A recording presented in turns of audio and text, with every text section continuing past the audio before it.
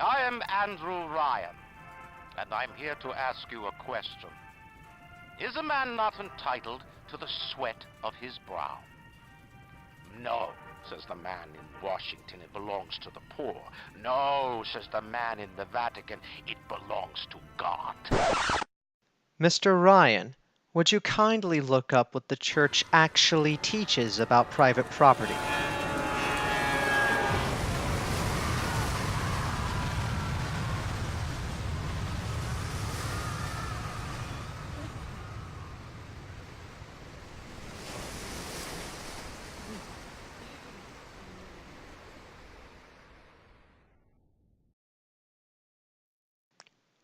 What's up, guys? I'm a son of Benedict. Bioshock is probably the best video game ever made, objectively speaking.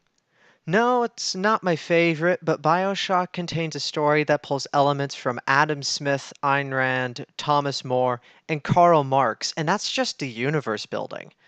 The actual narrative breaks down the general hero's journey conventions while maintaining an understandable story. And all of this is done with only 4 or so cutscenes and no forced exposition dumps, and it's still a decent FPS. That's impressive. There's a lot to talk about regarding the universe of Bioshock, but here we're going to focus on Catholic social teaching as it relates to the City of Rapture, and more specifically, Andrew Ryan. What is the ideal city according to Catholic teaching, and how far did Rapture, and by extension Ryan, go off the rails? Pope Leo XIII's encyclical Rerum Novarum is considered the original and authoritative teaching on Catholic social thought. The other encyclicals on Catholic social teaching can also be applied to the universe of Bioshock, but for this video we'll stick to Rerum Novarum. Andrew Ryan is the founder and leader of the underwater city of Rapture. For Ryan, rapture was salvation, the biblical reference being intentional. In rapture, the working man had the right to keep whatever he made with the sweat of his brow. Ryan was big on private property. He looks at democracy and condemns taxation. He looks at communism and condemns the idea that property is common to all. He also condemns the Vatican because he says his property does not belong to God, even though God made it, but that's beside the point. What Ryan makes is Ryan's, and he will do with his property as he wishes. Ryan is the first to say that he does not believe in any god, but he practically worships what he calls the Great Chain. This idea is reminiscent of Adam Smith's invisible hand. The Great Chain is the idea that the economy will effectively sort itself out given that the government does not intervene. Ryan believes that the Great Chain will lead to unlimited scientific and economic progress. However, after the implementation of this idea, the city is now falling apart. Ryan became a dictator to maintain order and has effectively become one of the very parasites he tried to get away from, to use his own words. For the sake of discussion, I'm leaving out the miracle drug Adam.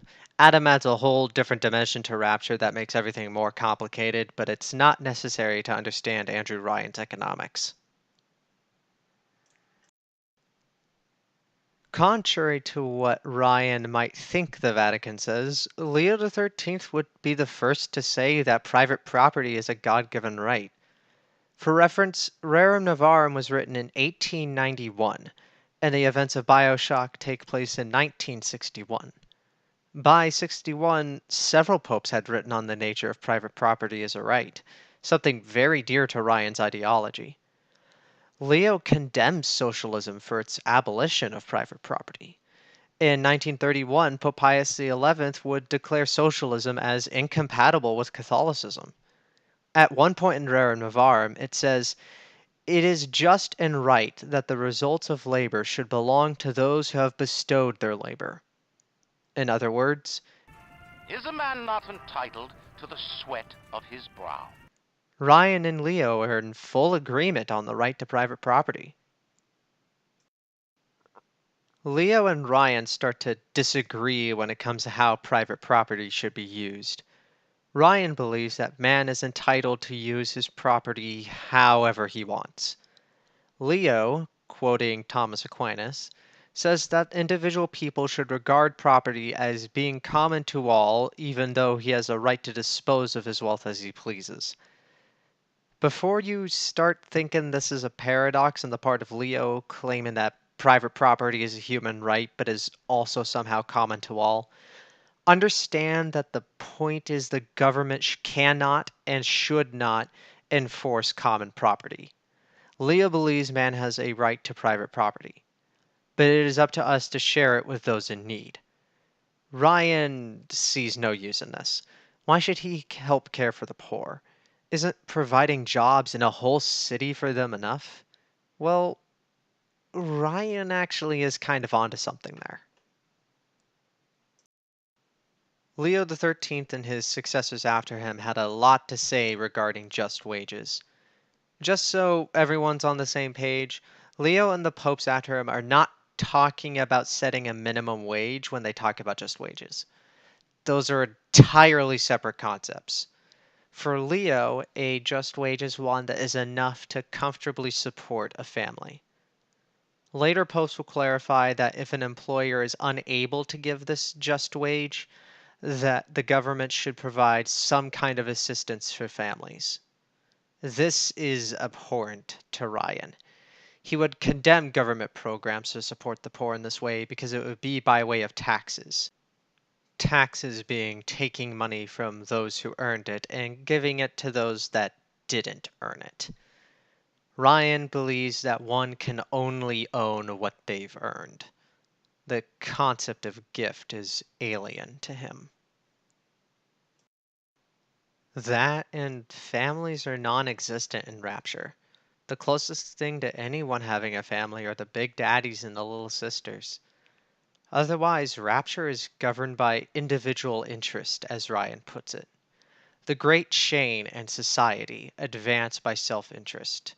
Ryan acknowledges how Adam has corrupted his city, turning citizens into addicts bent on getting their next fix. It's what's turned the entire city upside down. There was no government or laws to say what people can't do. As a result, people did as they wished, and Rapture was ruined. Without gift, without morality, and without a respect for families, society will fall apart. Rapture is the metaphor for how unbridled capitalism fails, in the words of Catholic social teaching. Not to say capitalism is inherently evil, it's not. But if it is based solely on self interest, societies will crumble just as Rapture has. Even Ryan started to question his ideas by the time the uprising happened. Even tyrants have second thoughts. Could I have made mistakes? One does not build cities if one is guided by doubt. But can one govern in absolute certainty? I know that my beliefs have elevated me just as I know that the things I have rejected would have destroyed me. But the city, it's collapsing before my... Have I become so convinced by my own beliefs that I have stopped seeing the truth? Saint Benedict and Saint Scholastica, pray for us.